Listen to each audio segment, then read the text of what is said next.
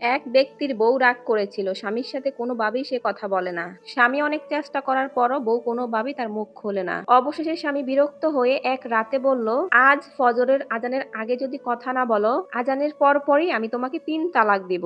এই কথা শুনে স্ত্রী তো মহা খুশি, কারণ স্ত্রী ছিল অনেক সুন্দরী আর সে স্বামীর সংসারও করতে চায় না। কিন্তু স্বামী এই কথা বলার পর নিজেই আফসোস করতেছে, সে তার স্ত্রীকে মোটেও ছাড়তে চায় না। সেই রাতেই স্বামী বের হয়ে গেল বিভিন্ন হুজুরের কাছে এইটার সমাধানের জন্য, কিভাবে এই তালাক আটকানো যায়। অনেক জায়গায় ঘোরাঘুরির পর এটার কোনো সমাধান পেল না। অবশেষে লাস্ট একজনের কাছে একটা সমাধান পেল। হুজুর বলেছে, তোমার স্ত্রী তালাক হবে না, তুমি নিশ্চিন্তে বাড়িতে যাও। স্বামী বাড়িতে যাওয়ার পর 2 থেকে 3 ঘন্টা পর শুনতে পায় একটা মসজিদে আজান দিচ্ছে। আজান শুনে স্বামী তো টেনশনে পড়ে গেছে। এইদিকে স্ত্রী তো মহা খুশি, সে তার স্বামীকে বলল, আজান পর্যন্ত যদি আমি কথা না বলি তাহলে আমি তালাক হয়ে যাব, তাহলে আমি এখন তালাক হয়ে গেছি। স্বামী দৌড়ে আবার সেই হুজুরের কাছে গেল, হুজুর আপনি তো বলেছেন তালাক হবে না, কিন্তু এখন তো আজানের পর পর আমার স্ত্রী তালাক হয়ে গেছে। হুজুর বলল, তোমার বউ কি এই আজানের পর কথা বলেছে? স্বামী বলল, হ্যাঁ আমার স্ত্রী কথা বলেছে। তখন হুজুর বলল, এই আজানটা ছিল তাহাজ্জুদের আজান, ফজরের আজান এখনো অনেক দেরি, তাই তোমার বউ তালাক হয়নি। লোকটি মহা খুশিতে তার বউকে গিয়ে বলল,